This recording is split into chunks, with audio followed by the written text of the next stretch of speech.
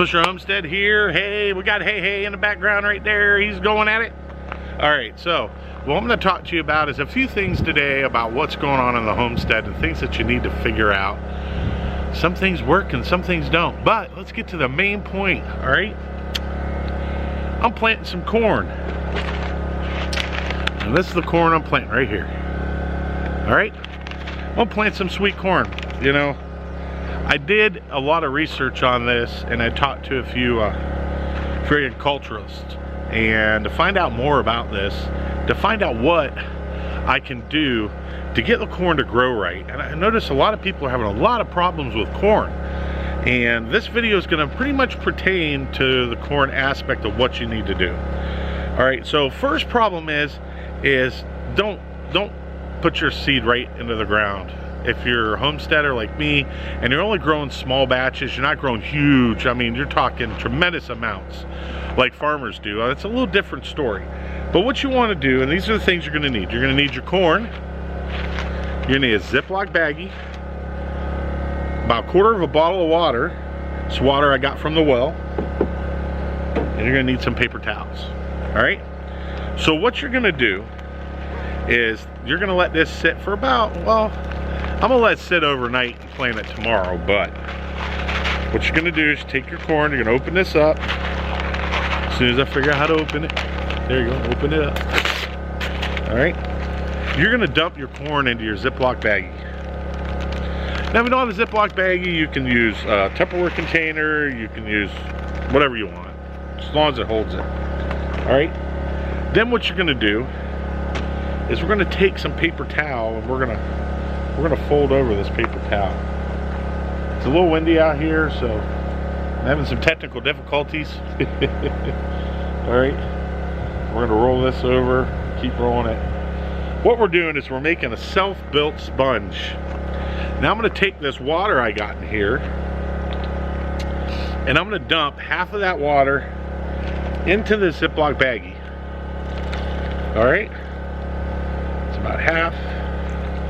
Then what I'm going to do is I'm going to take this, and I'm going to put it all over the paper towel, just like that. Look at that, pouring it all over the paper towel. All right? Now you're going to tap the paper towel down. Now this side's wet and this side's dry. That's fine, because it's going to soak up most of the moisture from the water I poured in there. Then what you're going to do is you're going to fold this in half like so, okay? And you're going to put it inside with your corn, like this. Now what this is going to do is it's going to keep moisture in here along with the corn that's already in there. And we're going to seal this up, and we're going to let this sit until tomorrow. And right now I'm going to say it's roughly probably about 10 o'clock. So we're going to let this sit tomorrow to corn. Now what this does, and what I've been told, is that the water in it will actually soften the corn and make the corn germinate quicker by doing it this way. They have done many studies on this, and it has worked. This is a working situation, so you will get what you sow out of this. The corn itself, I was told also that for small growers like me, you know, where I'm growing, how many is in this thing right here? Oh boy, 250 seeds. I'll have 250 ears of corn. Now, if you look at the back of this thing, right, it says 75 to 80 days to harvest. That's fine. You can cut down probably about 10 days if you do it the way I just showed you. All right. Depth is 1 inch and the space is 9 inches. Okay, now let me tell you about the spacing situation, okay?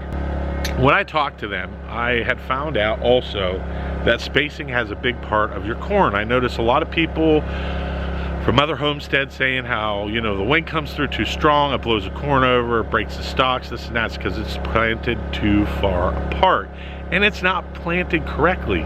See, when farmers do it, they do tight rows all the way down. That means anytime the wind shifts either way, the one corn touches the other corn, it keeps going back and forth like this, right? Well, when you're a homesteader like us, and you're only planting 200, now 250 stalks seems like a lot, but you don't know how many you're actually going to come up out of that. So what I was told to do and how it was explained to me was that you make a square, a complete square, okay? and you plant in that square, and then you plant in the square again, and then you put a stalk in the middle. You do squares, okay? Those squares keep it so no matter which way, if you're on a hilly area, the wind's blowing, the corn constantly taps each other, which is a good thing. It's not a bad thing. Another thing we have is a lot of pests. We have a lot of problem with pests here. I don't like to use any pesticides if I don't need to, especially on corn. So I'm just going to let it go. And if, you know, I get a pest with the corn and it decides to eliminate my corn, then so be it. I'm all about, you know, sharing with Mother Nature. If a bird, you know, comes in and eats a tomato, then let him eat the tomato. If a bird comes in and picks at some lettuce, let him pick at some lettuce. I don't mind giving back to Mother Nature. Mother Nature is the reason why we have the homestead we have now. So that's basically the area of corn. And corn is really, really simple. Make sure your sow's turned over real good. As you've seen, I spent the day and I turned the soil, I cleaned up all the rocks. Now, what I did with the rocks is I put them along the fence line. So that way when the drainage comes down, if it takes any dirt or anything with it, it hits that rock part, and that rock filters that water through and stops that wash away. So I'm trying to basically start water runoff, a ditch basically down my property line to have a way for the water to release itself. Now, I do live on a slant. So by it going down like this, I don't want to wash away all the work that I just did. So you have to do culverts and alter certain situation with some irrigation pipe and stuff like that. So that way you can control your water and not have it wash away certain parts of either your garden, your driveway. I mean, there's a lot of some culvert pipes. You know, we're gonna have a video coming up eventually on a culvert pipe, I hope, of our entryway into our homestead that is out by the main road. The guy who decided he was gonna do it, he kind of sugar-coated it, put a piece of 4-inch PVC in there and said, oh, this will be fine. And what happened is the mud just washed down and leaves and just blocked the whole pipe up. So it's absolutely useless.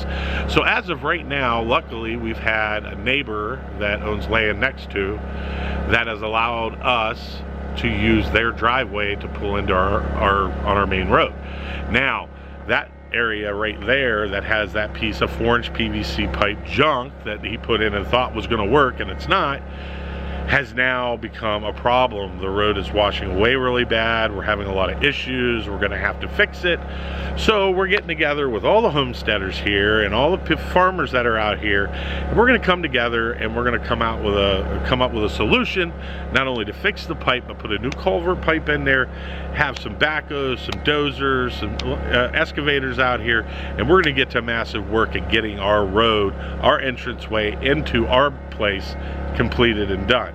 Now, we have spoke to the county, and the county is willing to put the culvert pipe in for us, but they're not going to fix the road, which is good. But the culvert pipe that they're telling us that we're going to have to buy is going to cost us about $1,500. So all of us homesteaders would probably have to pitch in about $100 a piece.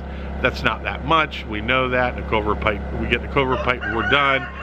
But the problem with that situation is that it's not going to fix the road, and we need to fix the road too. Now, we're not asking the county to do that. We're going to do that ourselves, and hopefully we get it done. So when that day comes, I'm going to do a video of that. I wanted to talk to you about a couple reviews I did. I did one when we first got out here about the earthquake, the mini tiller earthquake. A good piece of equipment, but it's got its flaws now that I've had it a year. But I'm going to tell you a way that you can fix that on a prior video, and hopefully it'll work for you, because every time I do it, it works for me. So, well guys, at that point, this is the Swisher Family Homestead. Hey, I'm out here working just like you guys, doing the deal, becoming a homesteader, learning from trial and error. Wow, gotta love it. Life is great. Look what I got behind me. I got everything I could want. Fresh air, trees, Mother Nature. So at that point, guys, you know how to do the corn. I'm going to plant this tomorrow. Make sure that you soak it like I'm doing right here. The reason why I use the paper towel real quick is just to make sure that the moisture stays in there. It doesn't go. Now what I'll do is I'm going to leave this out in the sun, and I'm going to let it warm up a little. Now, I wasn't told to do that, but I want to try it and see. I'm thinking it might help. Let me get some of the air out of here. I'm thinking it might help heat up the seeds a little, make them germinate a little, you know? But you can see all the water that's in there right now. If I squeeze that, it's all water. It goes right back into it. So we're gonna do that. We're gonna get this put out. At that point, guys, Swisher Homestead here. I'm Justin. Amy's in there doing the hard work as she always do, my lovely wife. And we'll see you guys real soon. Take it easy.